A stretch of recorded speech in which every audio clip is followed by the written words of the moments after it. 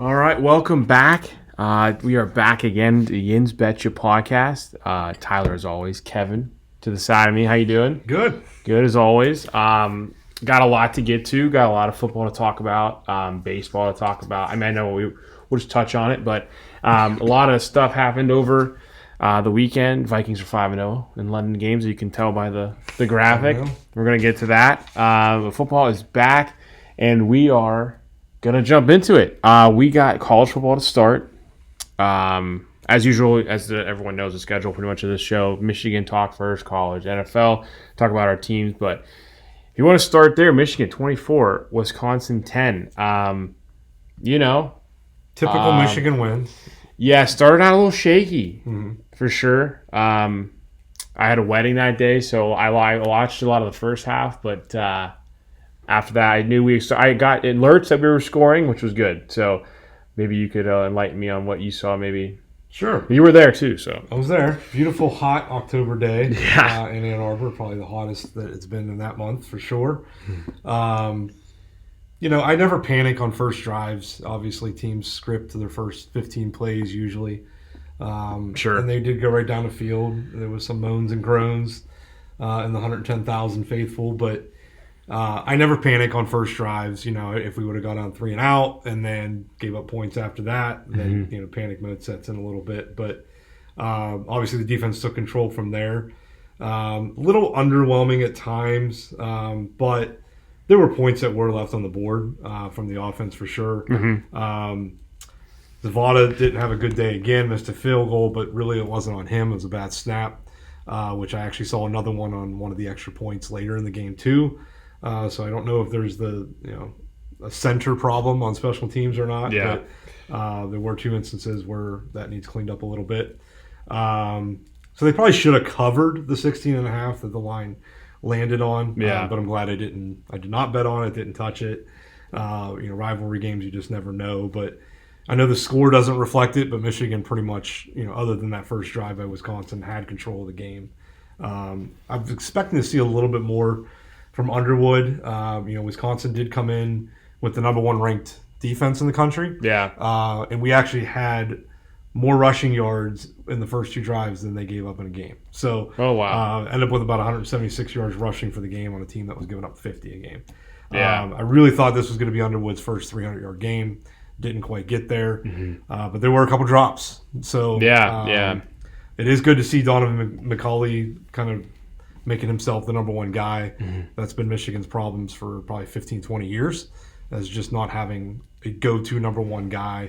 I know Roman Wilson was sort of that guy, a couple years ago, but he found the end zone a lot, but he didn't have those big 8-10 catch games. Right. 100 yards receiving, nothing like that. Yeah, So, exactly. so it was good to see McCulley kind of take that leadership. A little concerning for me is just like when Sharon is the head coach, doesn't seem like we open up Bryce enough. And then when Buff was the head coach for 2 weeks, we opened him up as much as we could. Yeah. I mean, so it's in that case, it's a little concerning because I thought this would have been the games run all over him. But yeah, now that you said that, didn't realize they had one of the best rush defenses. So maybe didn't want to do that for the game plan, but I don't know. It's something. They've always historically been that way. Like they don't blow people out. They just do enough to win the game.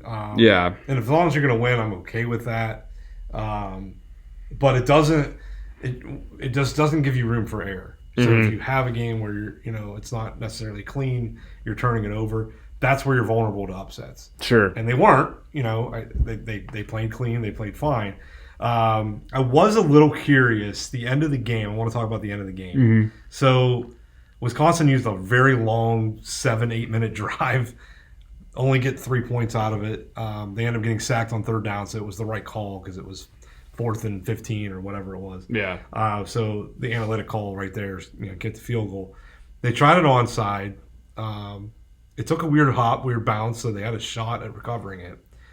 There were just, I think, right at 3 minutes or a little bit less than 3 minutes, they had all 3 timeouts. It's a 2-score game. They never use them. Michigan ran the ball. No timeout. They ran the ball again. They let it run down in the 2-minute warning. And there was about 20 to 25 seconds where they let it run down the 2-minute timeout. And then they come out of the timeout and it's third down, and they still don't call a timeout after the next run play. It was like he gave up. And then what was even weirder is, okay, Fickell has waved the white flag at that point, right? Mm-hmm. And it's almost like he was happy with the cover. Oh, right. And this is where I feel like betting really gets manipulated with sports now. Sure. Right?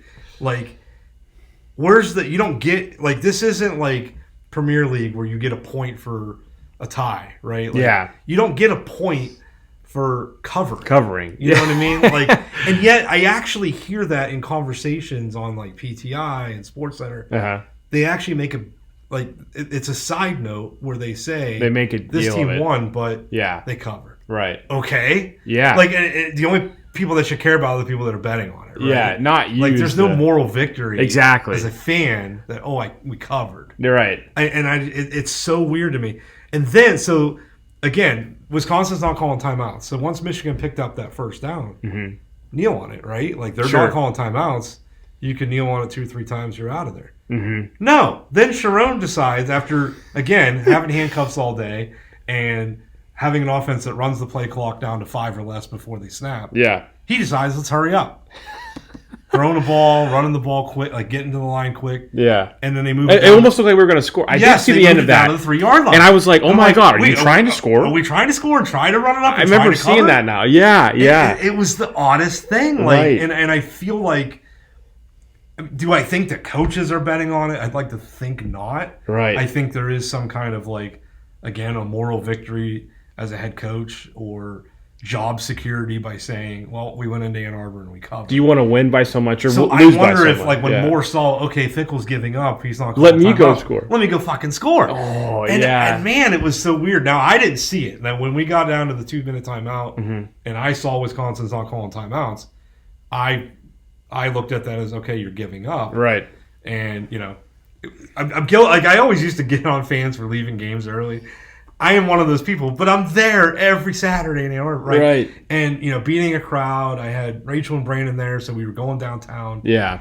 So it was like, the 5-10 minutes that we're saving by getting out of Dodge before everybody else did made sense. Sure. So we did it. So I didn't see these plays until I got home and rewatched the highlights. Yeah.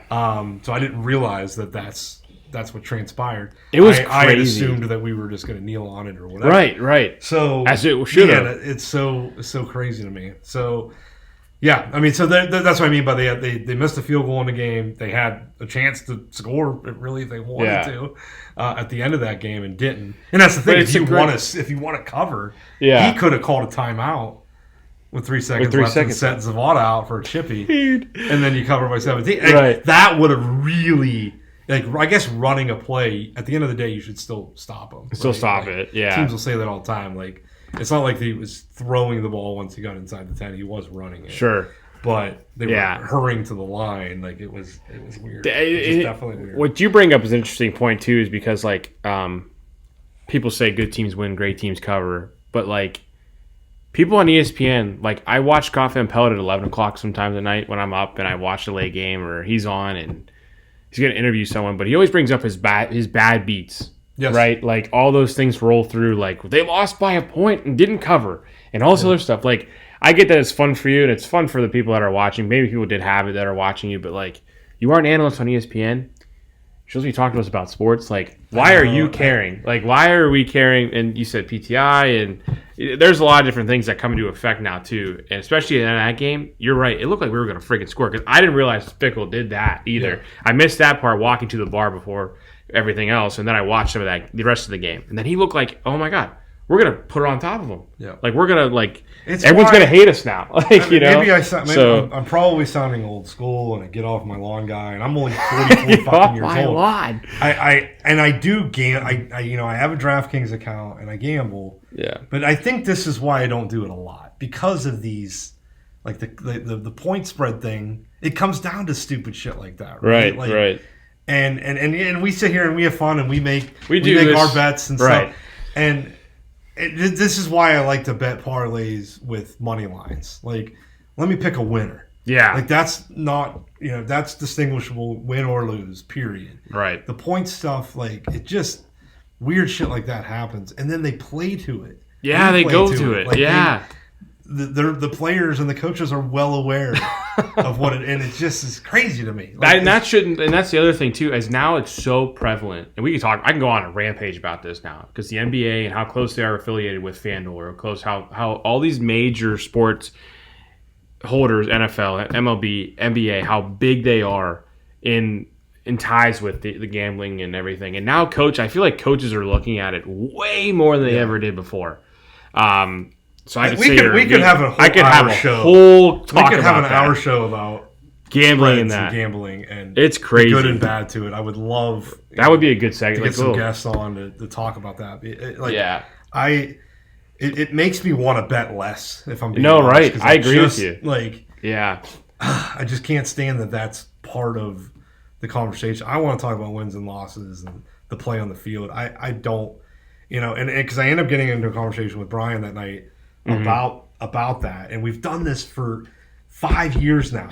Ohio State fans want to compare our score versus their score for common opponents. And it hasn't fucking mattered because we've beat your ass in the last Saturday of November since then. Right. So I don't take weight in it. And what I think him and other Ohio State fans do, this is what I said to him. I said, you watch Ohio State, you look at scores, and you read 11 Warriors. That's your news source. The 11 Warriors. And if you're going to do that, you're going to have, the depiction. The view of that. What's going on. Right, right. And you've been dead wrong for 5 years. Like, you can say all the fucking sign stealing shit you want, but that's not why you're losing. Exactly. Okay? Like, exactly. Matchups matter. Football, you can look at this and say, okay, Northwestern beat UCLA, but then UCLA beat Penn State. Does that mean Northwestern's going to go into Happy Valley and win?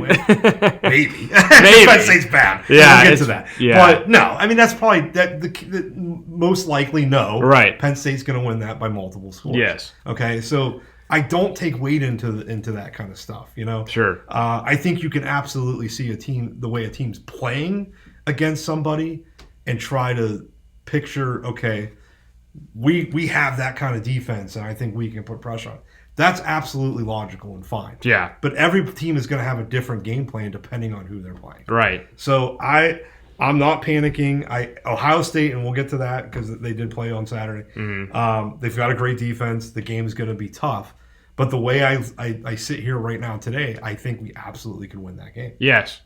I still think it's going to be not a high scoring game. In that scenario, I don't think I see both of our defenses stopping each other offense, and it being a close game. But I do think I see it where we could pull out. We could. And we might lose Saturday, and we'll talk about that when we preview it. But, I hope. But it just the way the team is structured, it is identical to how we looked. I would say not 23 because 23 was a national championship team, but the 21, 22 season. Yeah. This team's giving me that kind of vibe where I don't think we're necessarily showing everything, and I think it's by design. Sure. And I kind of hope that we see some of it this Saturday because I think we need it. I think we need to open up the offense because as good as our defense is, USC is going to score some points. But I'm absolutely okay with realizing what's in front of us, and they're all winnable games, and we probably could play the way we've been playing and get by and win as long as we're playing clean. And save some shit for Ohio State. Fine, let's do it. Right. I'd be excited for that. So, so we'll see what happens.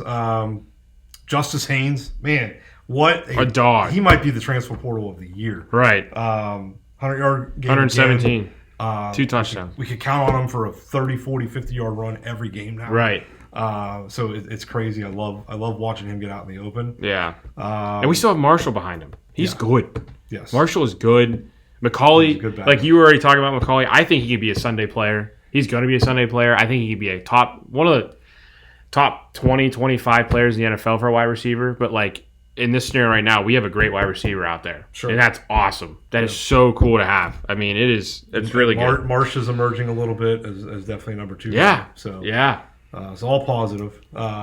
Anything else on Michigan before we move on? No, I like a lot of what I'm seeing. And you talked about Zavada, had a pretty all right game. Had a good game. Yeah, like I said, the miss was definitely on the hold. It was still a chip shot field goal, but it threw off his timing. It's just like he's like kind of taking a step back. I'm just hoping it can. He's got a couple misses that were on him earlier in the year. Right. Yeah. So hopefully the special teams cleans up a little bit. Right. Because it could come down to a field goal later in the year. So definitely want to clean that up. So let's get into our picks from last week. I went with Illinois. Giving up 9.5. That line ended up closing at 7.5. So that's what we talk about. Wow, some of these we're getting on Thursday, Friday picks. Yeah. And today we're recording on Wednesday. Yeah. So definitely bear with us when we get into next week's picks. Yeah. But Illinois, I gave up 9.5, but they did cover. Started out a little bit slow, but poured it on later on. So they won 43-27. So I picked up 3 points there, with that being on the road in West Lafayette. Nice. I took Vanderbilt plus 10.5. That looked great out of the gate. Man, yeah. I think they had, 10-0 lead? 10-0. Yeah, 10-0 lead. And then it just kind of went to shit. Alabama's back. I think Alabama is most likely going to make the playoffs now, especially after Georgia beating Vanderbilt. They do have that loss to Florida State, but I almost think they can have one more, especially in the SEC, and be okay. So I did not end up with any points in that game. You took Central Michigan, even though it was Akron's homecoming. That sucked. And Akron, sorry, they got a running back that has emerged there. He was actually, I just read the player of the week for college football for running back. Wow. Doak Walker. That's pretty cool. For the week. Yeah. That's awesome. So Akron won that game outright. I didn't know they could score that many points. That's why I took Central Michigan, but they scored a lot of points. Yes.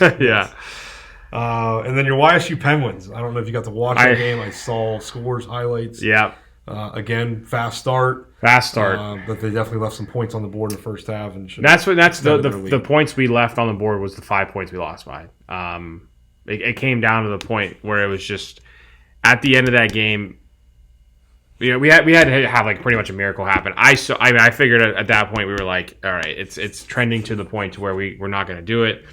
But as I just said at the start of the show, good teams win, great teams cover. I mean, we were 14-point dogs, and we only lost by 5 to a team that almost made it to the national championship last year, or made it. I can't remember if they made it or almost made it, but I know they were very close. That team's very good. I think we're just back to the point to where we're actually getting some okay players on this team who want to play it and embrace YSU, Youngstown State, and that's a really good thing. And to only lose by 5 is a win in my book against this team. They're a good team. So we're taking we're taking what we just talked about. Well, we covered, so the more we're taking it. It's a full and that's now. And that is one of those cases for the scenario that YSU's been in, and as good as South Dakota State's been. That does differ a little bit than what we were talking about with Michigan, Wisconsin. You know, those are two-story programs that you shouldn't be talking about covering, not covering. Exactly right. That kind of game, sure. I think it gives them some momentum for later in the year for sure.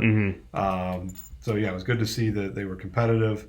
It looks like they have a decent crowd, especially with Ohio State. Yeah, I'm glad. A lot of people look like they went a little bit, so that was great. That was awesome. I've always kind of struggled with that there. Yeah. I mean, late '90s was pretty good, but ever since then, it doesn't feel like they fill it up very often. Yeah. So we both scored 3 points on our college day. When we get to the NFL, we'll review the whole week as a whole. We're going to do a little bit of the lightning round today. I'm a little short on time as well today, so we may not dive as deep as we would like for some of these games. So let's kind of do a little bit of a lightning round. But I believe you called the Bearcats beating Iowa State. Final there was 38-30. Cincinnati jumped on them early. Iowa State kept trying to crawl back, just didn't work out. So Iowa State has their first loss of the year. I still feel decent about their prospects of winning the Big 12. I really didn't expect them to go undefeated. So I don't know. Tough place to play there. That's a tough place to play. Yeah, it's no. Yeah, I agree. Iowa State with the loss, I still think they're going to win the Big 12. They've emerged as that favorite now. So good for them in that. Cincinnati a little bit in the driver's seat now with that win. So they're 4-1 though. I mean, I would maybe watch out for them a bit. So Georgia won comfortably against Kentucky, 35-14. I'll say some of these if you've got anything. You just go, let me know. Clemson blew out North Carolina. I think Belichick just, the last couple of years in New England and now this. And again, this one, you kind of saw coming. College is a different game. It is. It's going to take a while. I mean, ton of transfers. his transfer portal, I think, was an okay one. I don't think it was very good. There was a lot of things and speculations during his transfer portal time that there was people, getting left on red, or people sitting in the lobby for an hour and not knowing if they were there. A lot of things happened. He got the players in, but I want to give him some time on the recruiting trail, give it to him. So we'll see. Okay. One of the upsets of the week, Florida. So a tough schedule. They finally pulled off a win. Right. Are you back on the Gator? No. No. They need to win out. That's the only thing. Right. Yeah, they need to win out, and they hopefully have a chance. So. And Texas now out of the top 25 altogether. I think we finally kind of felt that Ohio State game. They looked very, very underwhelming. Arch has not looked great. Like, I know we shouldn't compare games, but, like, I know their Texas defense is really good, but, like, there was no offense there. No. None.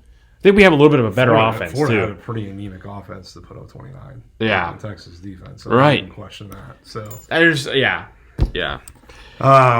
Texas is out of the top 25 completely. They got a big game with OU this week. Mm-hmm. We'll talk about that because I have some thoughts, even with Mateer not playing now. Yeah. After what I saw from Texas. Notre Dame end up covering barely against Boise State, 28-7.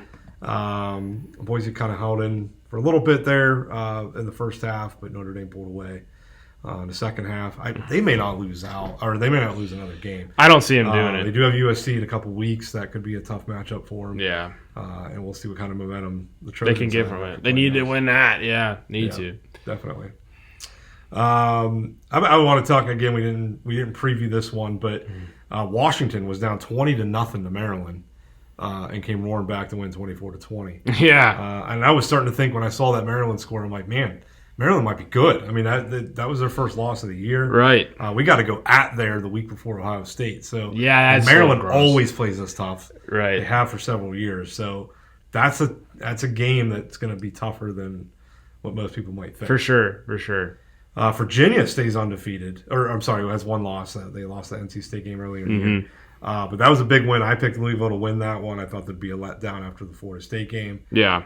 So kudos to the Cavaliers, who were almost keeping a it touchdown underdog in overtime. Yeah. To win in overtime. Yep.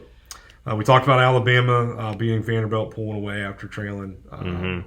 Actually, I think it was 14. It was 14-0 Vanderbilt. Oh, no, it wasn't. 14-7. It's 14-7, and then Alabama scores the last 23 points to win that game. Yeah, wow. Here's the one I want to spend maybe a minute or two on. Penn State goes to the Coliseum with about, I'm not even exaggerating, 5,000 fans there. I mean, yeah. And 80% of them were Penn State fans. 0-4 UCLA student section. Yeah, really. Yeah. Wearing basketball jerseys because they are. They are a good school. They're a good school. How does Penn State lose that game? I mean, I compared them to 2023 Michigan, which I wholeheartedly regret. Yeah, right. Wholeheartedly regret. Franklin now, I mean, can't win a big game. Can't win this. Can't beat a winless team. I mean, that's just in this scenario. I do not understand how they lost this game. Like, I'm stunned, absolutely stunned. Like.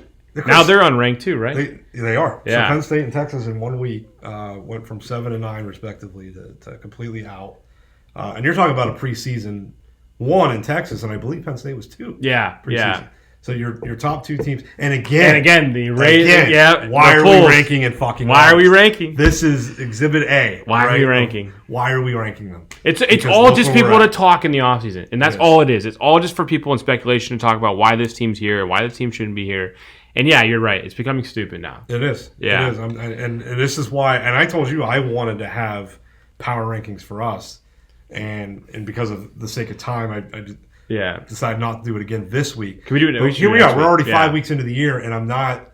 We haven't done. Are you confident making any of them now, though? I'm not either. I'm more confident as we go on. Right. But what's funny is if you do come out with a top 25 today, you wouldn't have those teams in there. Yeah. And you had them number 1 and number 2 earlier in the year. So now, that being said, does Penn State technically still have everything out in front of them? Sure. Yeah. I mean, if you beat Ohio State and you beat Indiana, who are both in the top 10, you're back in the conversation. Right.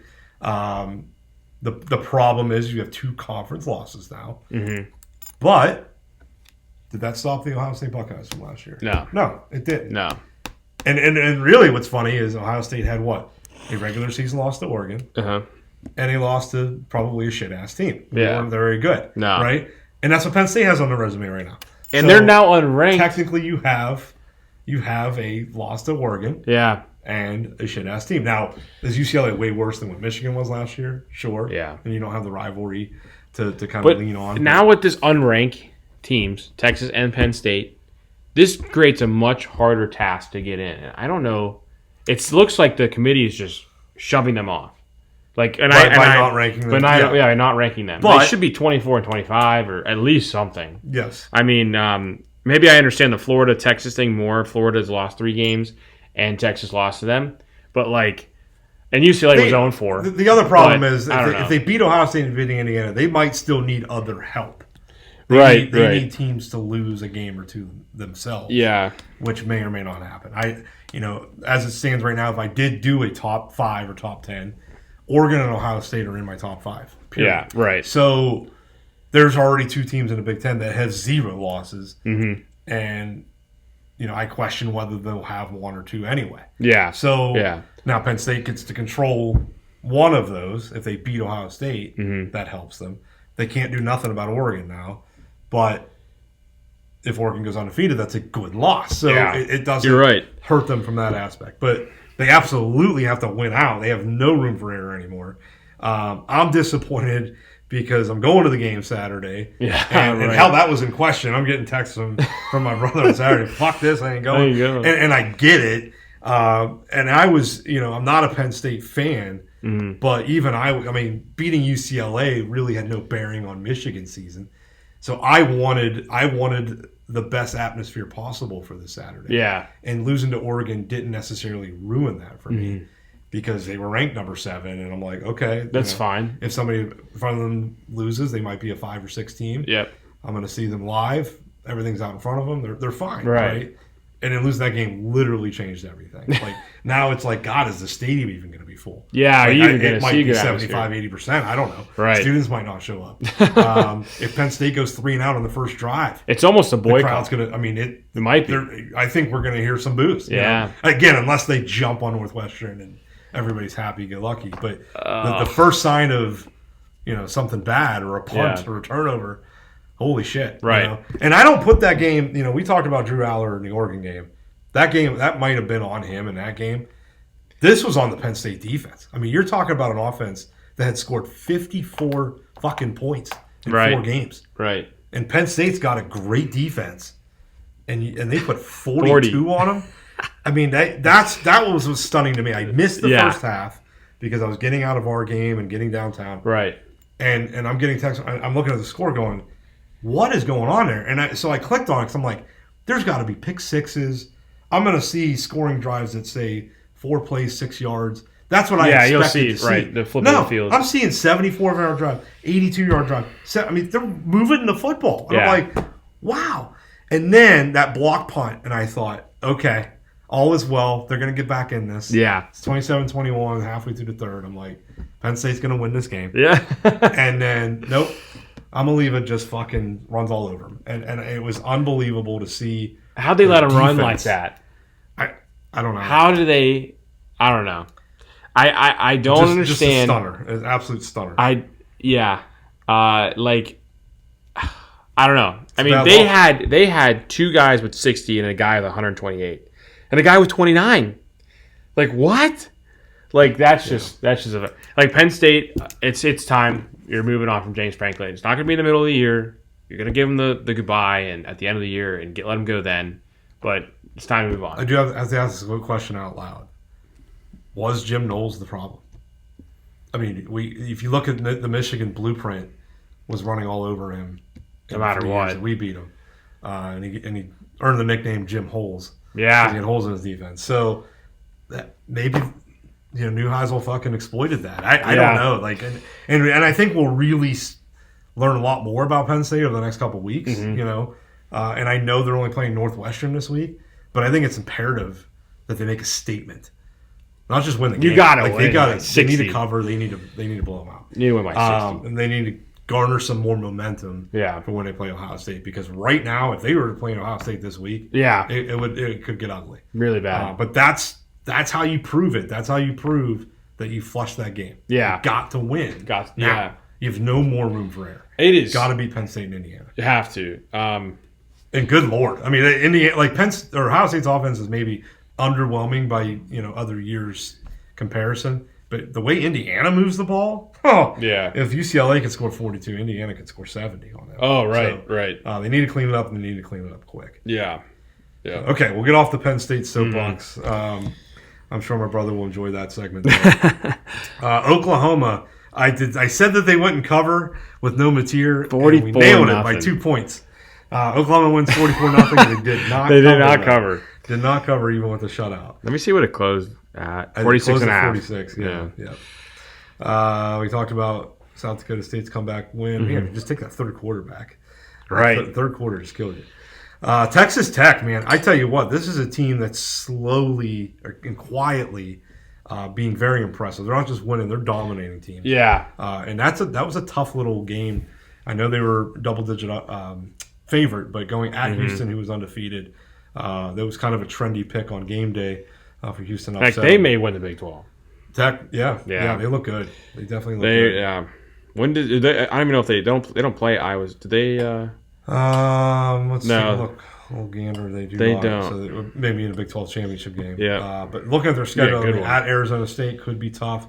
Uh-huh. But other than that, BYU at home might be their next toughest game. I mean, this is a team that could be one loss or undefeated. Even. Yeah. Texas A&M pulled away with Mississippi State. They look good. I'm happy for them. They do. They're probably going to be top 5 team here soon.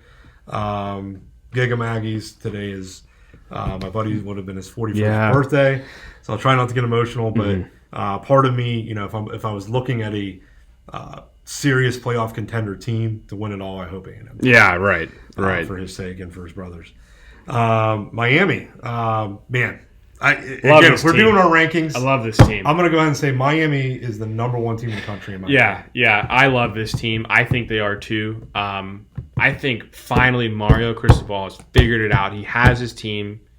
Didn't know if Carson I didn't know if Beck was going to be the guy, but he is. And Mario's the guy who's going to have his team ready to go, pumping you 3 weeks into the playoffs.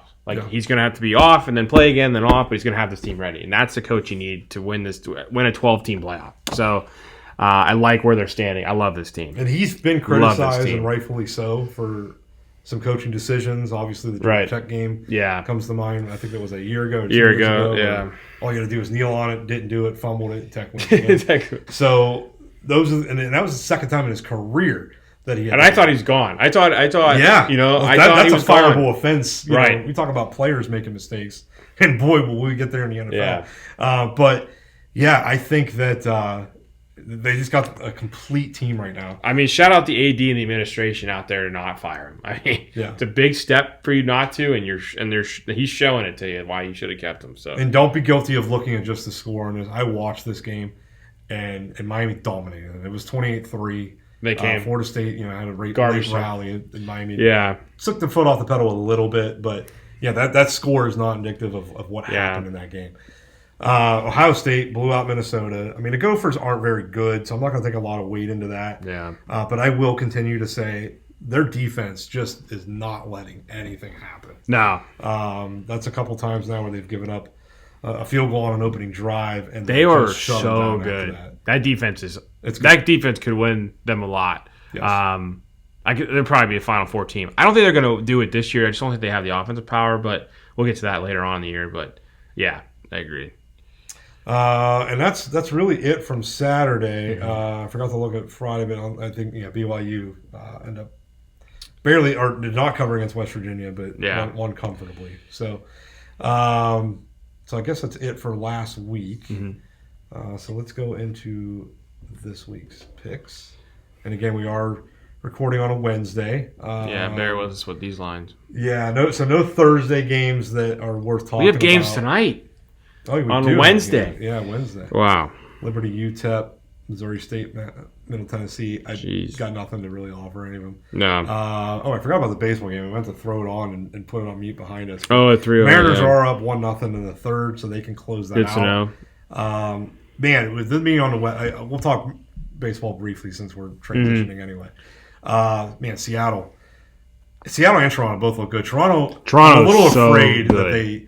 that could be in their head having a 6-1 lead last night. Yeah, that could in a get closeout bad. game. That could. I'm hoping not. I just want them to win and move on. I did think though. I came into this from the wild card. I thought all wild card teams could win these series and then go to the AL. There's to their championship games and their pennant games. But man, just don't let it get in your head, Toronto. You're too good of a team right now. I don't know. They had some guys that are out still, and they're still playing like this. They're still playing like they're dominating this Yankees team. But yeah, yesterday was a big thing for them. Judge's home run that thing hit so high on the foul pole. Yeah. To do it. So. But I like Seattle's pitching. If I had to pick a World Series pick right now, I'm saying Dodgers Mariners. Yeah. Just from what I've seen. Yeah, their pitching's insane. Yeah. Dodgers look really good. The Phillies, man. Maybe you're right. Maybe they didn't. If they didn't have the wild card, they haven't played, but they are not good. I tell you what, though, the bye didn't really hurt last year. It's really only hurting the Phillies right now, but they're playing arguably one of the best teams ever. I don't think I can't really argue. I can't really trash them for that. But right. I'm happy. I hate the Phillies. I would love for them to go back to back. I really don't want to see anyone else win. I want to see the Dodgers win again. I wouldn't mind them going back to back, to be honest. Okay. So I'd love to see the Cubs and Brewers. I really wanted the Cubs, but that series might be over. Yeah. So, but we'll find out tonight.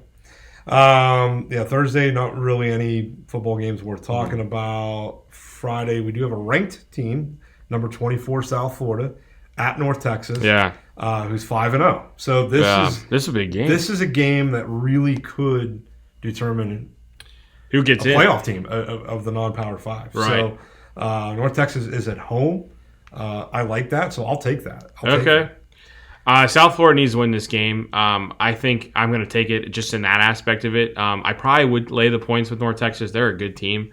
But South Florida needs to win this, and I kind of want to see them get in over North Texas. So we'll see. But I'm going to take South Florida there. Yeah. Okay.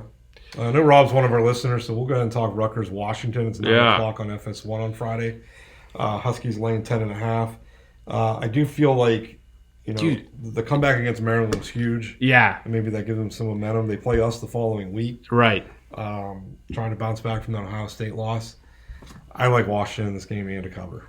Sure. I don't know, man. I think that this is favoring the Rutgers here. They're able to play it. What?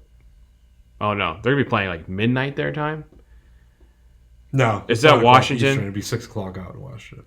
It'd be what time? 6 o'clock. Yeah, That's right. yeah. Sorry, 6 o'clock. Yeah. That's what I'm saying. I think this is going to favor them in this situation. I don't mind I don't mind taking the points here. I think Rutgers might even just keep it a little bit closer. So okay. Yeah. So let's go to Saturday. Pitt goes to number 25, Florida State. Florida State's favored by 10.5. Pitt starting their new quarterback last week rolled Boston College considerably. So I could see Pitt keeping this game close. Okay. I like Florida State to win, but I could see Pitt covering at 10.5. Yeah. I don't really know much about this spread game. I know Florida State's going to win this game. I just don't know about how much. Yeah, so that scares me a little bit. If you're pulling my leg, I would probably take the points there. To me, 10.5 to Pittsburgh. But Florida State needs to win that game. Hopefully they can win a little bit more. Definitely a game I wouldn't want to bet on. Yeah. At noon on ABC, number 8 Alabama and number 14 Missouri. Missouri is a 3-point underdog at home. This could be a interesting game for Alabama. Yeah. It really could be. This is an interesting line, too. I don't know. I really don't. I think Bama's showed that they're good enough.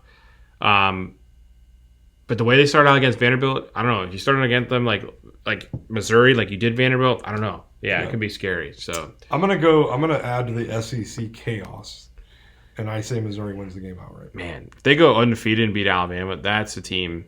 It's gonna be in the top 10 too. No, they're down. Now all of a sudden they're in a conversation. Right. Let's talk about them. UCLA at Michigan State. Mm-hmm. Michigan State's favored by 8.5. Does UCLA have some momentum now with beating Penn State? I think they might. Found something. I think they might. The only thing is, though, is it is going to be. It's in East Lansing. It's in East Lansing. 9 a.m. to 9 a.m. for there, yeah. And now we're talking about noon games on the West Coast, people. And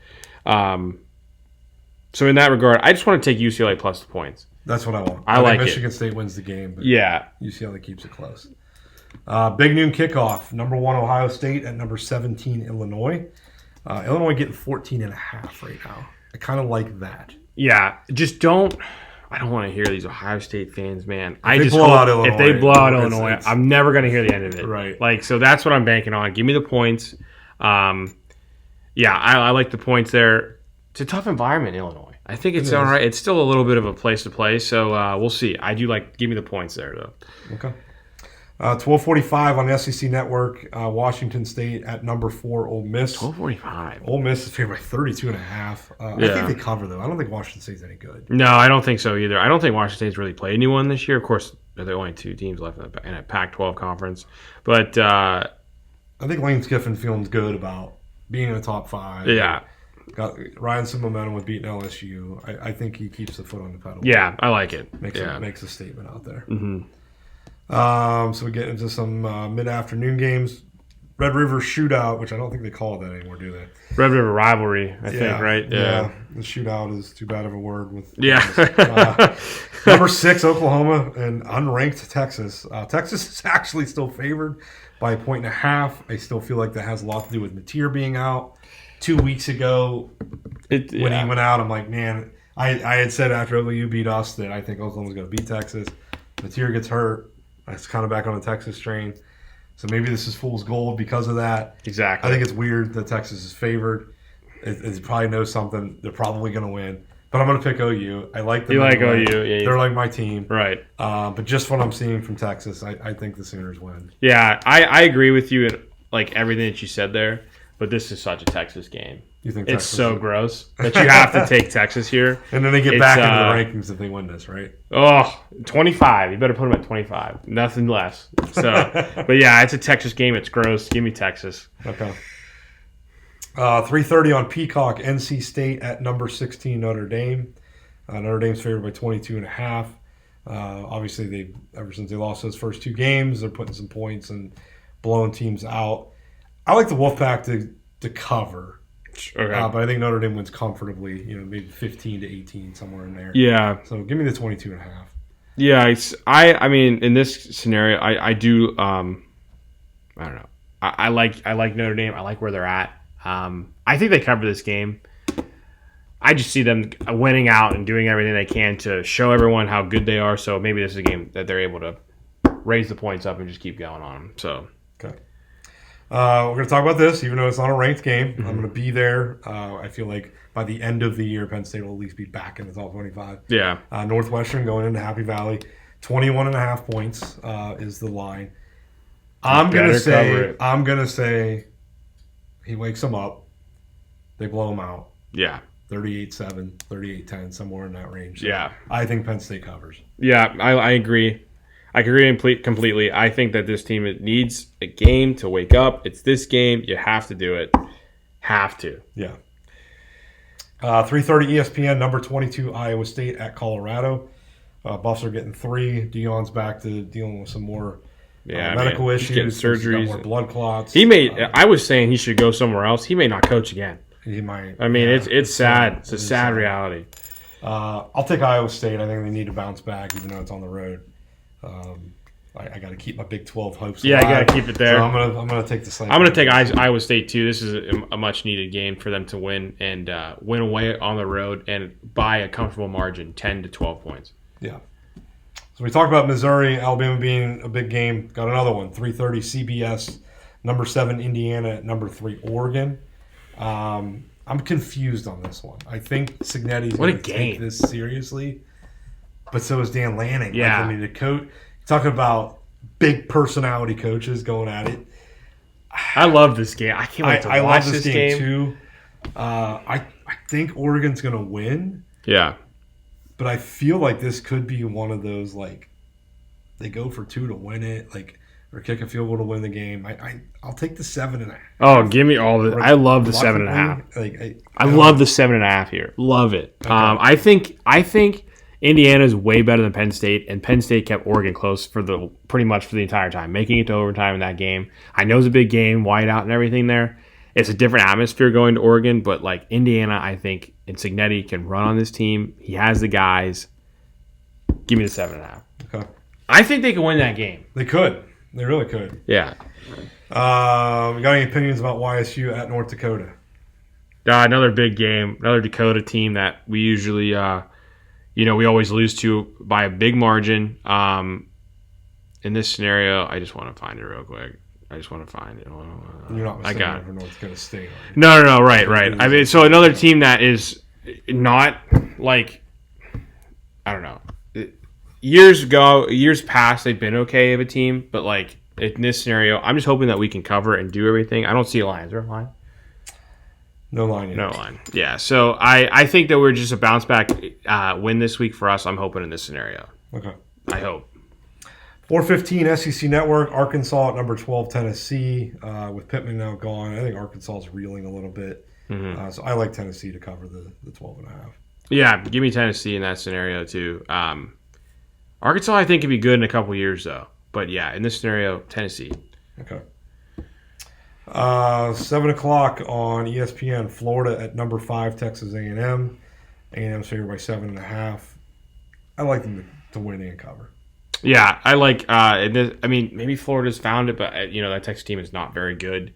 Texas A&M here, I think they take it. They found something in Aggie land, man, and it's so cool because that team deserves to be up at the top. Mm-hmm. They do. 7:30 ABC, number 10 Georgia at Auburn. Auburn is a 3.5-point underdog at home. I'll take the Bulldogs. I know Auburn is a little sneaky good, but they are. Georgia knows now that with that loss that they have that they gotta keep. You gotta keep it up. Yeah, they gotta keep it awake. I agree here. I think Georgia wins and covers here. Just covers though. I don't think they're gonna blow them out or anything. Okay. 7:30 NBC, number 15 Michigan at USC. USC is actually favored by 2.5. So this is one, beginning of the year. I had this and the Nebraska game as losses. And yeah. As it turned out, we beat Nebraska but lost to Oklahoma. Mm-hmm. So I feel like if everything goes to script and there's not a lot of turnovers from either team, I just have a weird feeling about this game. I'm going to still say USC wins. Okay. And covers. I think it's going to be like 34-31.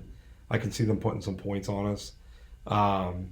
Again, it's a gut feeling I have. I hope I'm wrong. Yeah. Because I feel like if we win this one, we're definitely a serious playoff contender. Yeah. Because we just don't have a lot between now and Ohio State. Right. So, I think it's a big win from that aspect. Even though USC is not ranked, we are an underdog. So, mm-hmm. I like the Trojans to win. And I love the line here. I love 2.5 for Michigan. I love plus the points. I think I said Nebraska were going to lose that game. We won. I am going to say here we are going to win. I'm hoping that's not going to translate to a loss. But like I am going to say Michigan's going to win this game. Probably by a point or two, to be honest with you. I just hope we can keep up with them. I don't know if USC's defense is not all that great. They've had a lot of teams put up a lot of points against them. So in that aspect, maybe it will be a shootout here. I do think it's going to be a classic game. I could see it. I do think that too. Last possession, something happening. Right. So if we can make a play, then I think we can pull it out. Yeah. But, we have not seen, other than Mateer, haven't seen a quarterback like this yet. Mm-hmm. So 7:30 on Fox, Kansas at number 9, Texas Tech. Texas Tech favored by 14. I know Kansas was your kind of trendy pick at the beginning of the year. The way Tech's playing right now, I would even argue they might be like my number 5 or 6 team in the country. Yeah, right. I think they win and cover. Oh, yeah, I do too here. Unfortunately, the way it's panned out for Kansas has not been great. And the way Tech's playing is just what I'm going to ride here this week. I'm going to take them to cover too. Okay. 7:45 SEC Network, South Carolina at number 11 LSU. Carolina's just reeling a little bit. I think LSU wins this and wins it comfortably. Yes, I agree. In the scenario LSU at home, I take it all day with that. 8 o'clock, ESPN2, number 18, BYU, who's just slowly climbing up the ranks. They're 5-0. Yeah. They go at Arizona as a 1.5-point favorite. This could be an upset here. I'm actually going to pick it. I think Arizona wins this game. You do? Okay. Yeah, I like BYU here. I think they keep it rolling here. I know the line is very close, but in this scenario, I just think they keep it rolling and they keep climbing the ranks undefeated. Okay. Last one to talk about for Saturday, 10:15 ESPN, number 21 Arizona State at Utah. Mm-hmm. Utah favored by 5.5.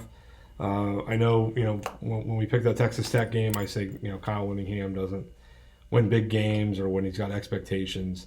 I know he's favored here, but I do like them at home. I'll say no cover. I'll say it's a close game. Okay, yeah. Utah's a tough place to go and play. They've always had like an okay team to a good team, and someone that can keep a game close. So yeah, I agree. I think that Utah. I don't know if they're gonna cover.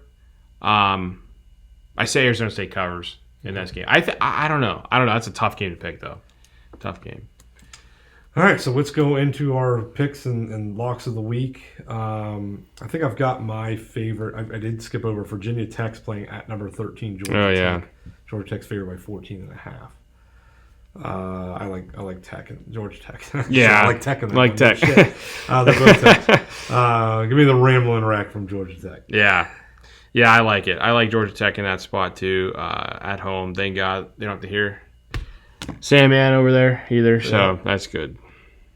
So I think I got my favorite for the week. Okay. I'm going to go with good old Rocky Top. Yeah. Rocky Top, Tennessee. It's a good one.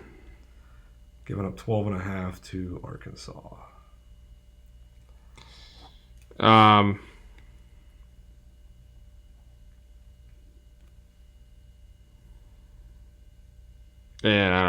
This is always the tough part here.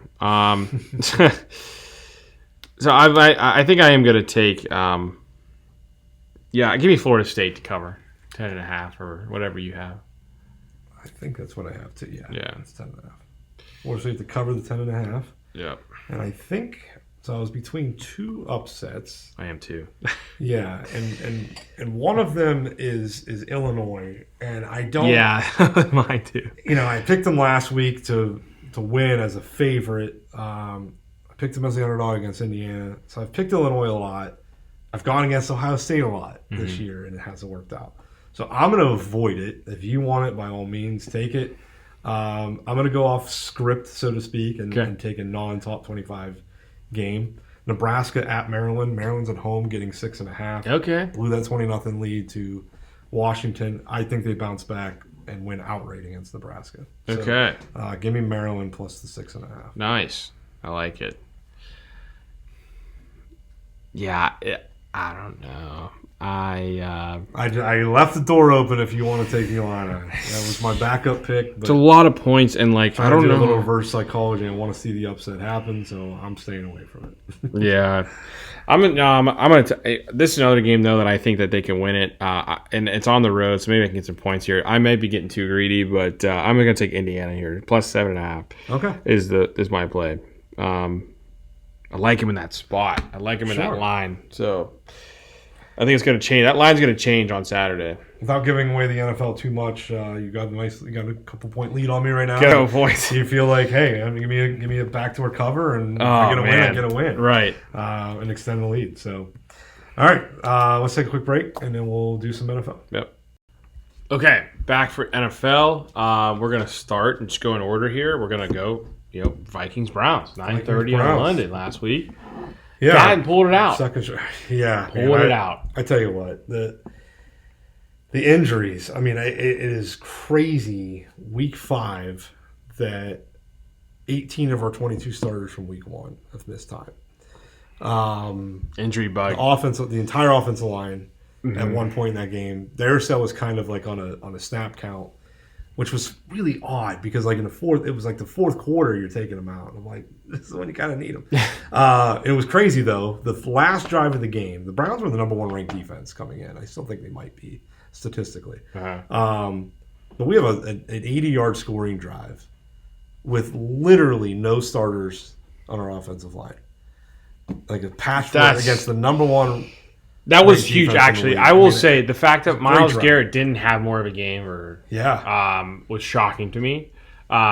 But it looked like the line handled it pretty well. They did. I mean, they Yeah. gave up some sacks, and again, some of those are on Wentz. He just doesn't move around the pocket. Yeah. You know, he's not that kind of guy. But some of the throws he made, especially the one to Addison to win the game, that's not something that JJ's ready for yet. Yeah. So almost in that aspect, I think that was a game that Wentz won that McCarthy wouldn't have. Right. Unlike the Bengals game. I the agree. Bengals game, the way we played, the 5 turnovers, it didn't matter. Yeah, It didn't matter who the quarterback was in that game. Yeah. But this is the one that, you know, like what you were afraid of with the Steelers game. Wentz won this game as opposed to McCarthy potentially losing. Yes. Yeah. Now, I almost feel bad for the Browns. Like it is so funny, and the Vikings are guilty of it too. They always find unique ways to lose or have some kind of weird stat that they're the only team in history to blah blah blah. Yeah. And the Browns are in that, man. And I feel like the way that game played out, maybe they should have won that. And if we played some other team, we may have lost that with all the injuries and everything else going on. So, but the Vikings needed to win that. If they would have lost that game, coming out of the bye, the schedule was brutal. Although some of the teams that, like, at the beginning of the year were like, oh, shit, Raiders, Chargers, or I'm sorry, not Raiders, Eagles, Chargers right out of the bye, both those teams look a little down right now. Yeah. You know, Philly coming off a loss Right. that maybe they've deserved to have for 3 weeks now. Yeah. The Chargers That's a tough Broncos. have Yeah. lost 2 in a row. I thought they were going to bounce back after losing it to the Giants, of all teams. Yeah. And then you have a 10-0 lead against the Commanders and you blow that. So all of a sudden, you know, they don't look as daunting as they were. And maybe with getting that win, and now you get a bye week of 2 weeks, and some of these banged up guys can get back. Like, hopefully Darristell's not limited no more. It's possible JJ comes back. Right. O'Connell made it clear, though, if he does not practice a full week, he's not playing. And we're halfway through this week, and he has not practiced. So it's trending towards Wentz, but we still don't know what's going on with his shoulder, Yeah. which you heard against the Browns. So it's his non-throwing shoulder, but he understands he needs to protect himself. Because we have an undrafted rookie quarterback that's waiting behind him, Yeah. and we have no other quarterback on the roster right now. So Right. maybe Cam Akers can be the backup. Yeah. He did have a touchdown pass. The do it all guy kind Great of guy. play, by the way. It was Great play. a great play call too. Free three. Free three, baby. Come on. And now, I don't know if you were aware of this. He did not play in the first quarter. Oh, It really? was a coach's decision, and Okay. O'Connell addressed it after the game, and it was due to missing a mandatory walkthrough. So he addressed it, punished him. He played none of the first quarter and kind of sparingly in the second, but had a huge second half. Yeah. So he apologized to the team before the game and said it was on him. I don't know if he made an excuse as to why he missed it or Okay. if it was on purpose, accident, whatever. Yeah. It's neither here nor there. It's nothing we can only speculate, never know. But it's just typical wide receiver diva drama. Yeah, right. They all do it. So Every one of them. Yeah. you just got to kind of ride the roller coaster with it. Yeah. So, but he stepped up when he needed to. Had a huge second half. We don't win that game without him. Mason fumbled earlier in the game. So, and that's what I mean. Like, we had another kind of sloppy game like we did against the Steelers. We played almost the exact same way. Yeah. But that's the difference in franchises right there. Sure. The Steelers found a way to close it out and win despite it. The Browns couldn't overcome it. Yeah. So, should have had 3 more points in that game, by the way. Reichert's missed a field goal from 51. Oh. Apparently hit the fucking Skycam wire. And they should have re-kicked it. Right. And so how did the broadcast missed it? Everybody missed it. And I remember thinking, and again, I'm watching in a bar. You know, I already have shitty eyesight with no glasses, as far away as it is. Yeah. But I saw like when he kicked it, like it was up in the air and it just went wildly right, and I'm like, damn. Yeah. Like I actually thought, did somebody tip that at the line? Right. And it didn't change the trajectory until it was in. But there was no fucking replay of it after the commercial. There was one as they went to commercial, but again, you couldn't really see it. Yeah. Until it was pointed out online, and when I rewatched it at home, I'm like, yeah, you could literally see the wire move as the camera's moving. And it right into the fucking... And I remember thinking, you know, I've hated the Skycam since it came out. Because I'm like, I'm waiting for the day for that fucking thing to fall on a goddamn player, you know? Yeah, right. It hasn't happened, but like I feel like One of that's these always times. been my fear. I never contemplating a team hitting it. Obviously, the Cowboys scoreboard teams have punted it and have hit it, and then it's a dead ball. So that's what it should have happened. It should have been a re-kick, no yardage given or nothing. Just get the fucking camera out of the way. Like, why is it there to begin with? Like, I don't know. Like they have the view behind you. Like, why don't you just keep that one? You know? Yeah. I don't get it. Yeah. Obviously, luckily, it did not affect the outcome of the game. Yeah. But for future reference, good, right? Right, exactly. Let's take a look at that and make sure that we realize what the hell's going on. Yeah. So, that's all more I can really say from the game. I don't know if you have any thoughts on it or got. No, it was a good game. You needed to win that one. You know, it's that sort of 3-2 going into the bye with the schedule they have is a lot different than 2-3. Right. And I think it would have snowballed. I think I texted you that during the game that if we lose this one, we might not win again until like mid-November. Yeah. Because we've got, like I said, a lot of tough games. Some tough games. Yeah. One of them being Baltimore, which now looks definitely winnable. Yeah. But by the time we play them, Lamar might be back. And they might still have time to get it going. But it's their defense I'm more concerned about than anything. Yeah, their defense. I mean, Houston's offense was bad all year. Right. But we'll talk about Houston's kind of turning around, actually. After a couple. And they need to because they're running away with that division otherwise. Yes. Mariners, by the way, are up 2-0, bottom of the fourth now on the Tigers. Oh, nice. Yeah. Let's talk about last week's game. I had picked the Rams. We recorded Thursday afternoon. I'm so upset. Wow. I'm so upset. And I said I picked him for Survivor, so now I'm out of Survivor in the one league. I am in the other one because we have 2 chances in that league. But the other Survivor League, I picked them both. Never pick a Thursday night game or a Monday night game, and do not pick divisional games.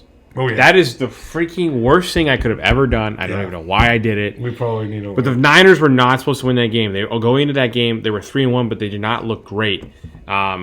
They find a way to come out. And Kyron Williams, I hate you so much.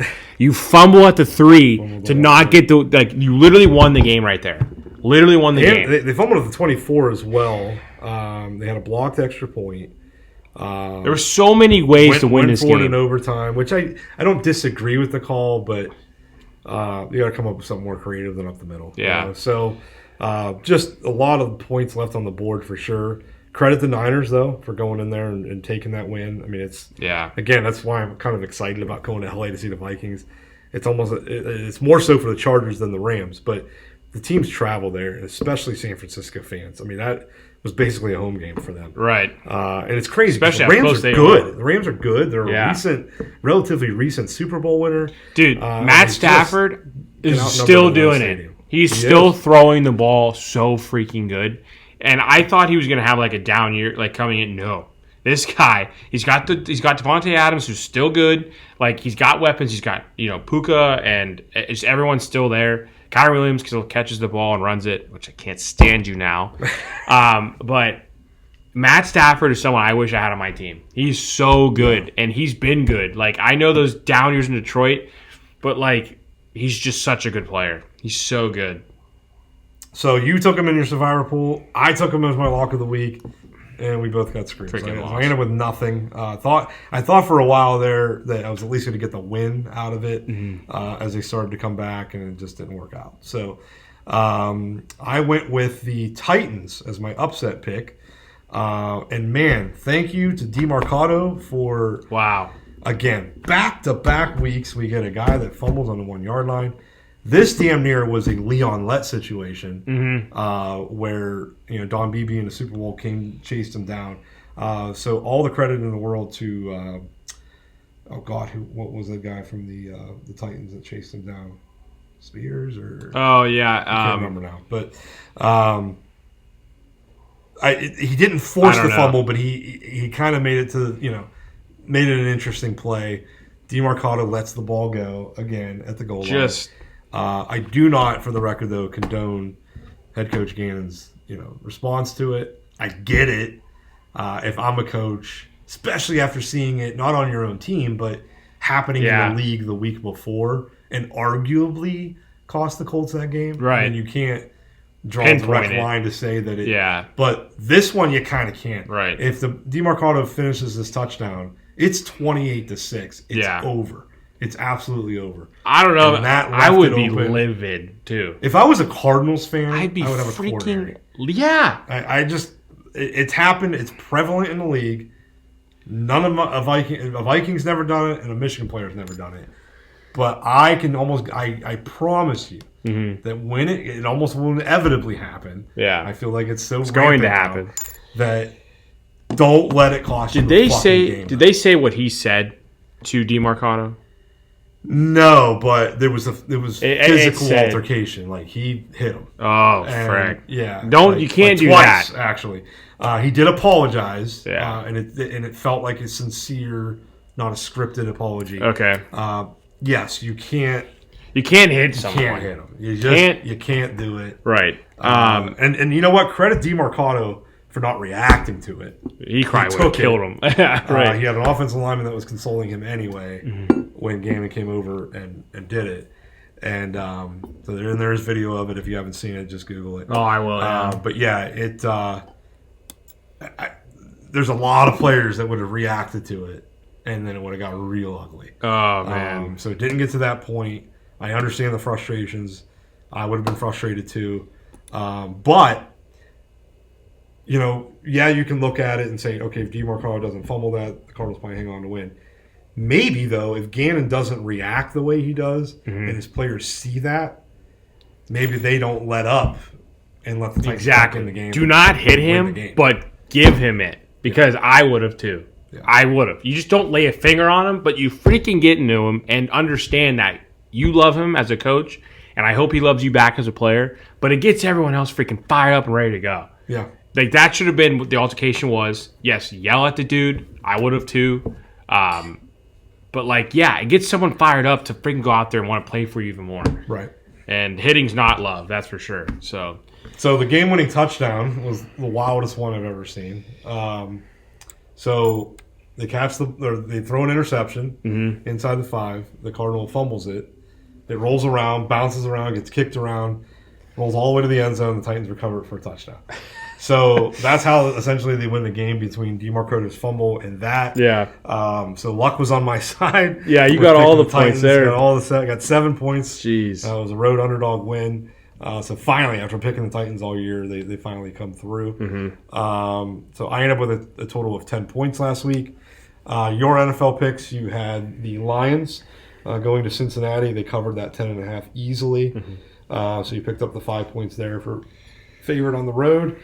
And then you maximized your points for your underdog. Give The me all Patriots of 'em. winning to Buffalo.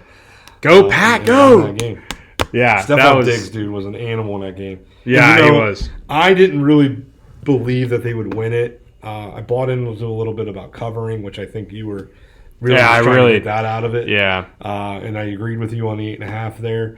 But I watched that Diggs interview before that game, and just in his eyes, You can see I was it. like, they're going to win this game. Yeah. They're going to win this game. Yeah. And the way that first quarter played out, it just, I could see it coming. Right. Buffalo was making some mistakes. And The fumbles and were they hard capitalized. on them, man. That was so tough. Dalton Knox came around. It was a jet sweep, and it was supposed to hand off to him. But when he got to the quarterback, he was already past Josh Allen, and Josh was trying to hand it off to him. But then it almost happened again on like the 2 plays after that. They fumbled. So maybe not play a jet sweep for a while.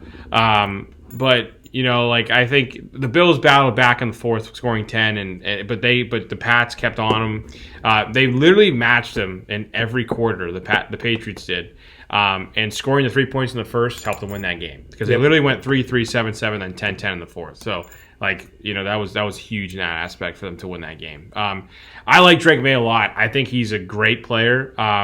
And you may not like this, but he said that he imitates his throwing after Aaron Rodgers.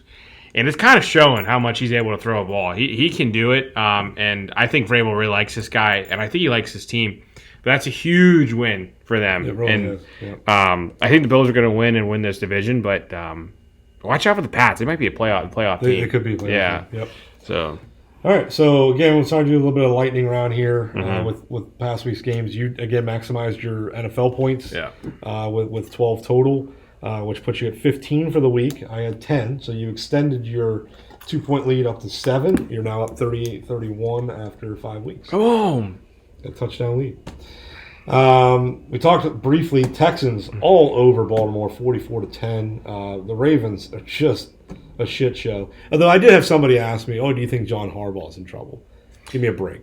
Give me a break. Is the guy not allowed to have a bad season? Right. There's no way. He's a super winning coach for them too. I mean, there's no way. They are in disarray. I'm not going to disagree with that. Yeah. But they'd have to go 1-15 for me. Right. To to even tell me consider. they're fired. Yeah. So, I do find it interesting though the trade that happened. It was either earlier this morning or yesterday. That sending one of their D linemen to the Chargers. So it's almost like almost like a fantasy football. Like, my team's fucked. Here you go, buddy. I'm going to give you all my good considerations. players. You think this is happening, brother to brother? Here? Yeah, like, right. You know what? I need your guy. You know what? You got a shot. Why don't you take him? I don't know. Family ties now. Yeah, that's crazy. That's kind of weird. Miami. Oh. And I picked Carolina, I believe, in this one because I feel like Miami's not a very good football team. But you have a 17-0 lead, right? And you let it go against a not great team. Panthers are 2-0 at home though. It's a tough place to play there. It is hard. I would keep it up for them, man. I mean, just at home. When they're away, they stink. When they're at home, the Panthers are good.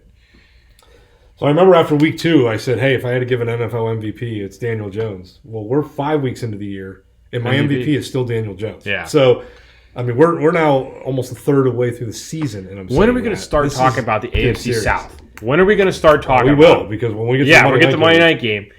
But now the Texans look okay. Like this division, playing football, man, it's awesome. Yeah, it is so awesome. Right now, they are the best AFC. They're the best division in the AFC. Yeah. For sure. But the Colts blew out the Raiders. They look good, man. They look really, really good. Yeah. He's giving it to everyone. Pittman looks great. Jonathan Taylor looks good. They got the key weapons out there, and Daniel Jones is just throwing it. Yes. Looks awesome. They're immune to punting, by the way, too. Like 2 all year. Yeah. Saints, I had this one. The Giants had a 14-3 lead, and then they had. I mean, you want to talk about Jackson Dart looking like Daniel Jones for 5 straight series, 5 turnovers in a row. Yeah. On 5 straight series after having a 14-3 lead. That allowed the Saints to take control of that game, and they pulled away 26-14. I know the Saints. I don't think either team's very good. No. But the Saints are tough. They've been in every game, and they won this game. They're 1-4, but they're tough to play. I mean, they try and keep their team in it. Sure, that's for sure. Spencer Rattler's first win after 11 games. That's crazy. I had this one wrong. I thought the Jets were going to get off the schneid. The Cowboys dominated them. And the Jets, other than the Buffalo loss, had been in every game. But they did get their doors blown off here 37-22. Prescott continues to look good on a not-so-great team. Jets are on the clock. That's for sure. Yeah. They're on the clock. I would say if Daniel Jones and Baker Mayfield weren't having good seasons, because that's my other. I got Jones winning the MVP, but Baker is right behind. Oh yeah, and Baker. What a waste! I still think Baker might be more sustainable long term. I still wonder how much is this, a flash in the pan a little bit with Jones, but the more he keeps doing it, the more he's proving it. Right. Denver goes into Philadelphia and gets them off the unbeatens. So that with Buffalo losing, we've got no unbeaten. No undefeated. After 5 weeks, it's crazy. Broncos are signature win finally because Denver hadn't really beat anybody yet. They did get hosed against the Colts, right? So arguably they should have been 3-2 or 3-1. 3-1 coming into this game. So Denver's good. Broncos are good. They're a tough team, and I know you don't want to hear it, but Peyton. I hate Sean Payton. He's a good coach. And Philly finally got the loss that they probably have deserved for a while now. Yeah, that's the second straight week where they're it's close at the end and in the second half. Right, they play one quarter a game. Yeah, it feels. We talked about the Titans, the Bucks. By the way, just what a aesthetically pleasing game as I've ever watched. Oh my God, those jerseys! The 1976 jerseys on both sides. Yeah, it literally made me feel like I was watching a game from the 80s. It was like this reminisced my childhood so greatly. That's awesome. And it was an entertaining game. It was just a good game. Yeah. And we'll say this because we talked about it with Rev at the office on Monday, but the Ohio State receivers in the league are just fantastic. They're so good. Fantastic receivers. They produce those. Yeah. They really, really are good. So I'm never going to argue with the talent. I just feel like it makes it that much more satisfying that none of them ever beat Michigan. Right. None of them. And for all the talk about Ibuka and Smith and the Jigba in that game, I do want to point out that the guy with the most touchdowns in that game was A.J. Barner, who graduated from the Michigan. So, just going to lay that out there. But it was a great game. The Bucs are good. Right now, if we were going to reevaluate our Super Bowl picks, I think the Buccaneers can go to the Super Bowl. You think they can win it? I think they can go to the Super Bowl. Interesting. I say go to it. I didn't say win it, but Yeah. go to it. I definitely got to Go pick to a it. different one than Baltimore right now. So Yeah. and I still think the AFC is wide open. I'll say just because of the way they're playing right now, if you made me pick a Super Bowl, I'm saying Colts and Buccaneers. Wow. Which if I'd have told you that, on our first podcast of the year, Yeah. you would have had me You're crazy. That, to me, they're the two best teams right now. Yeah, I know the Bucs. They're opinion. finding ways to win at the end, and Baker looks fantastic. The only thing I'm scared about is that can't keep happening. They're gonna have to figure out a way later on in the year. I feel like there's gonna be a time where it comes where you're gonna be playing a good team, and you're not gonna. They do have a favorable I think schedule Seattle's though. good. Don't I they? mean, Seattle's good. I think they probably should have won the Philly game. Right, Seattle's good. That blocked field goal. I mean, they only won by a point against the Texans. Maybe they're coming back around. They only won by 2 against the Jets, and the Falcons they won by 3. So like these games where I'm kind of talking about, I'm hoping teams find a way to win. I do find a way to win, and they go to the Niners, the Lions. They still have to play the Bills in there, and so there's a lot to still go. This Buccaneers team is good. They just got to find it the rest of the year, the end of the year, to maybe not win by 3 or 2 or 1. Yeah. So we talked about the Lions. I was actually going to text you during that game. You had sent me that clip before they played the Vikings. With Jake Browning. Oh, you should have never cut me. And I'm like, you know what? Why is Browning even still the quarterback? I mean, the Bengals defense has looked bad even when Burrow was there. Right. Now their offense looks bad. Yeah. So they have nothing going on. Yeah. And then obviously, yesterday they traded for Flacco. I don't think that's going to get them, the wins necessary to get back in the playoff hunt. no, just because their defense is bad. But if their defense wasn't as bad, it's a step up from what they got going on. right? If their defense wasn't as bad as it is, I think this could have flipped their whole season. But because I think Joe Flacco can make the right decisions and to have the weapons he has now on the wide receiver, that could have changed the whole year. But I don't see it making him a playoff team right now. So. We touched briefly. The Chargers had a 10-0 lead on the Commanders, and then the Washington scored 27 straight to win that going away. Yeah, I mean, this is another thing I talked about. I said I liked how Mariota played. Maybe he's the guy, and Jane Daniels came in and shut me up. So I mean, he's a great player and deserves to be a starter in this league for sure. It's gonna be interesting to watch that division too for the Commanders. We talked about the Patriots win in Buffalo, 23-20. Huge. The Monday night game. That was an entertaining game. Shout out Liam Cohen, man. Yes. I picked Shout out Trevor I did pick Lawrence. Jacksonville. Yeah. I almost was ready to text you when the Chiefs went up 14-0 and said, I was wrong. Casey's back. Yeah. They're going to start rolling now. Mahomes looked good. And then Jacksonville worked their way back in it, and then that pick six, the 100-yard pick six. That was What a play. crazy. What a play. Yeah. And that Kansas was City, to their insane. credit, came back, tied it back up, took the lead. And then Lawrence, that game-winning drive was impressive. Yeah. You can argue, though. The They didn't have wherewithal to that. get back up twice. I mean, he fell twice. Yeah. But have you seen the clip of Chris Jones?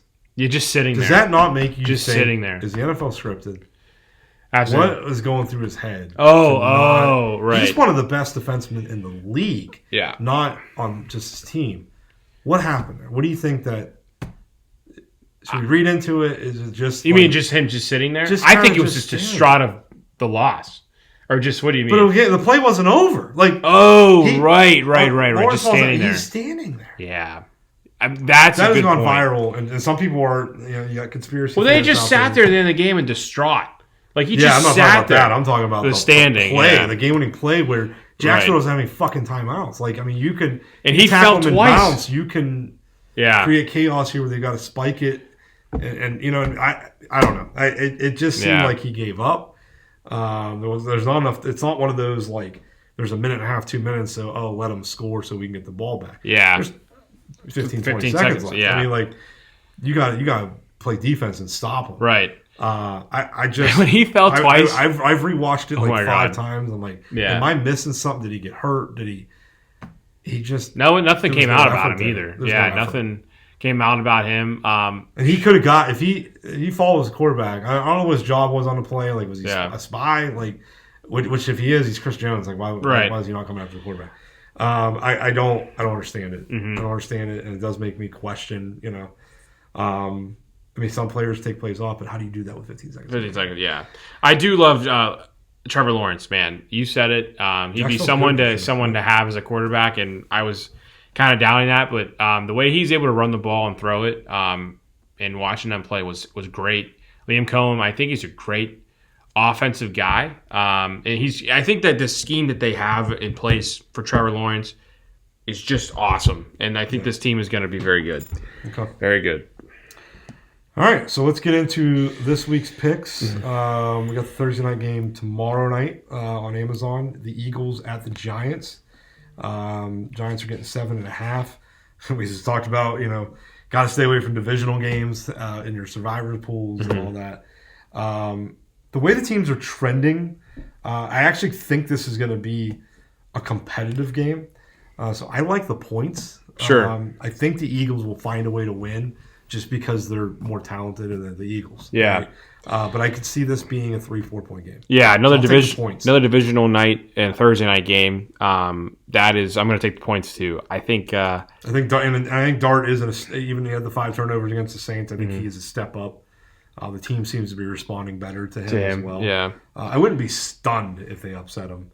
Yeah. Part of me hopes they don't, just because we get the Eagles 10 days later.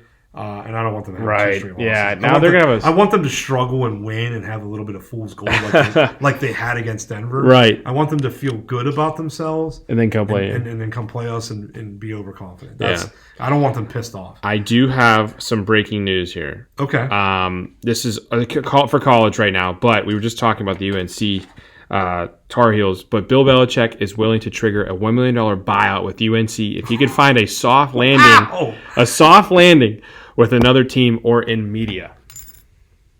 Oh wow! Big breaking Another news team? there. I think the media. It's is the way writing to on go. the wall now. I think the media is the way to go. Yeah, I think it is too. Holy cow! He's not even giving himself a chance for recruiting here. Maybe he just thinks he sucks at it already. I don't know. It's not even his team yet. Like him and Jordan on the fritz already. Maybe Jordan's already there. That's a stunner. Breaking news. Yeah, on a Wednesday. That came through right there. So you'll end up posting this on fucking Friday morning anyway. No, I'll post it tonight or tomorrow. Now you got to make it a point to post. I got to do it right now. You got to make it a breaking news. Yeah. All right. Let's definitely try to get it on before the Thursday night game since we're talking about that. Right. In case anybody's using us for their picks for the week. As I mentioned, there's not really a lot of Thursday night games to talk about. East Carolina's playing at Tulane. Tulane's favored by 6.5. East Carolina is sneaky good, but I like Tulane to cover that one. Yeah, Tulane in that scenario is good for me there, for sure. So, yeah, we had skipped that, so I figured I'd throw that in there. So, let's go to Sunday's games. Obviously, we're in the middle of our international games. Series. So, yeah, the series is in full motion as we go there for a 3rd straight week. Surprisingly, not the Vikings. Yeah. The Broncos play the Jets. Man, the Jets are just bad. Yeah. They're getting 7.5. I like Denver. Yeah, I love Denver here. This is but maybe I love it so much that the Jets finally get the first win. I don't know when that first one's going to come. They may win one game this year, but I don't think it's going to be this game. Maybe they at least cover, but I don't think they win the game. Yeah, I like the Broncos here for sure. 1 o'clock on Fox. These will be the 1 o'clock slates the next several games. The Rams go to the Ravens. A couple weeks ago, this looked like a great game. Now Baltimore's just depleted. They're getting 7.5 at home. That might not be enough. They just look bad. I'm taking the Rams. Yeah, the Rams. Give me the Rams. They're definitely off that the last loss. They're angry. I'm angry. Give me the Rams. Give me them to cover. Cowboys at the Panthers. As I mentioned, Carolina is 2-0 at home, and they're a 3-point underdog. They're a tough team to play at home. I like these points here. Give me the points for the Panthers. Yeah, I'll take Carolina. Yeah. Arizona goes to Indianapolis. Colts are favored by 7. Obviously, after the Cardinals' loss, it'd be interesting to see how they respond. Colts are rolling right now, though. So I'll take the Colts giving up the touchdown. Yeah, give me the Colts. I don't know if they're going to cover 7.5. Maybe they do. You got half on yours. But yeah, give me the Colts to win this game. They're going to keep it going. Okay. Seattle at Jacksonville. This is a sneaky good game. Jaguars at home, favored by 1.5. Yeah. Give me the Oh, this is such a good game. This is such a good game. Give me the Seahawks here, though. Just the cover. I think they're gonna. I think the Jags are gonna win by 1, though. I know they went to Pittsburgh on a 1:00 start and pulled out a win, but you're asking them to do it a second time, flying across the country after being at home. Yeah. For another 1:00 start on the East Coast. I'll take Jacksonville. I think Jacksonville's rolling right now. I like Jacksonville to win this Jaguars. game. I have 1.5 right now, so like if they win by 1, I could see that. Okay. Yeah. Chargers at the Dolphins. Dolphins are 4.5-point underdogs at home. I think the Chargers need to get the bounce back in the win column, so give me the Chargers. Yeah. I'll lay the points too. Yeah, Chargers win this game demandingly, I think, too. Okay. Browns at the Steelers. Pittsburgh's 5.5-point favorite. Could call for some rain in the forecast. I don't think there's any way Cleveland wins the game, but I do sense that their defense keeps it close. I don't think the Steelers cover. Yeah, I see 6.5 on my app, and I think we're not going to cover that. What scares me is that they lost to you by 4, and it's a division game and everything else like that. I'm afraid we could end up losing this game. Wow. I really hope we don't. So. I hope we take this one, maybe losing Cleveland later in the year. We always split anyways, so I'd rather take this game. I'm going to tell you we win, but we're not going to cover, yeah. Okay. I hope we win. Yeah. New England at New Orleans. Saints are getting 3.5 at home. I think the Patriots showed me something Sunday night. Saints got their win. I don't think they're expecting to have too many this year. I know you mentioned that they've also played some teams close. So maybe they cover, but I think the Patriots win the game. Yeah, I like the Pats here for sure. They're just a good team right now, and I like Drake May. So, yeah, I like the Pats here. I think they're going to cover, too. Okay. The 4 o'clock games, 4:05 on Fox, Tennessee at Las Vegas. Geno needs to stop turning it over. Yeah. If he can just stop turning it over, I mean, another two last game.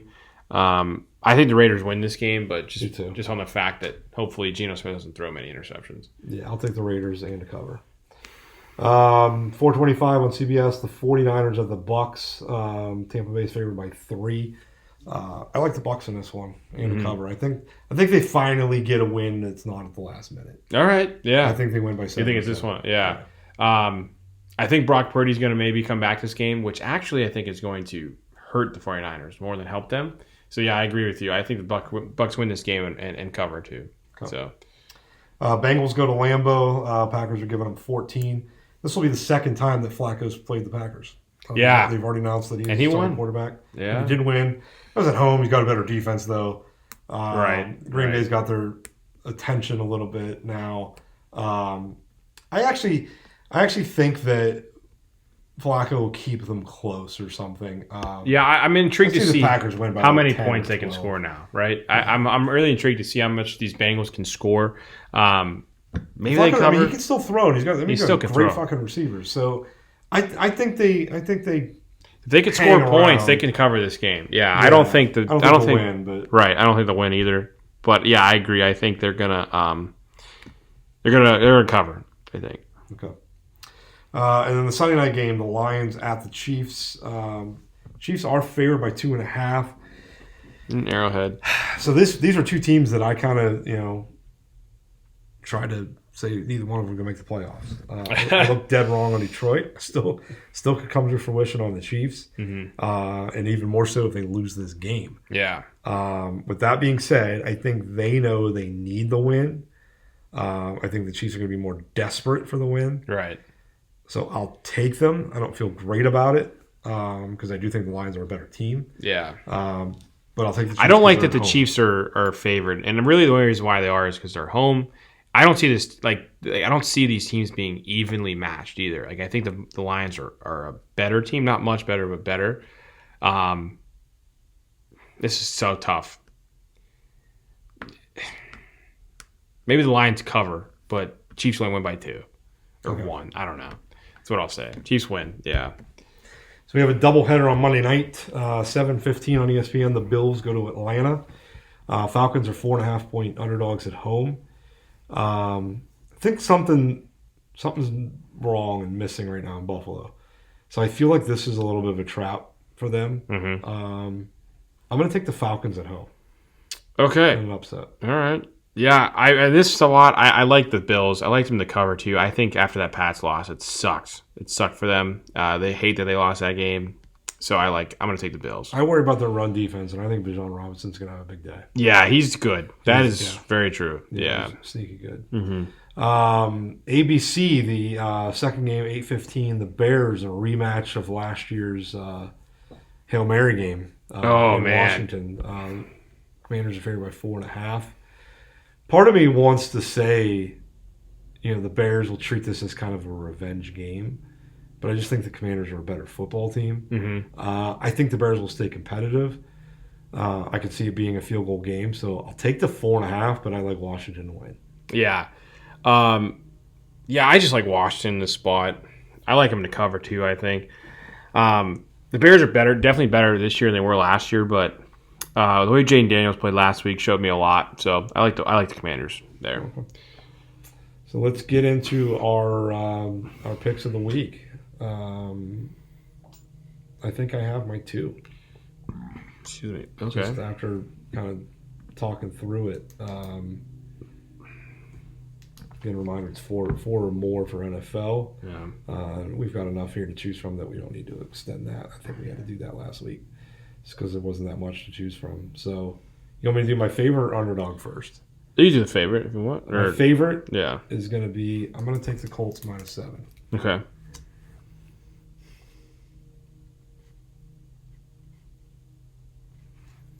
I'm gonna take it. I'm gonna take the advantage that we're recording on Wednesday. We can take a Thursday game. I'm gonna take the Giants plus 7.5. Okay. I'm hoping it can get weird there, and I'm hoping the Giants can keep it close. Okay. My underdog, I don't think was going to be a threat of you taking it anyway, and you just took your underdog. So I'm going to go Monday night and take the Falcons plus 4.5. Okay. I am going to go.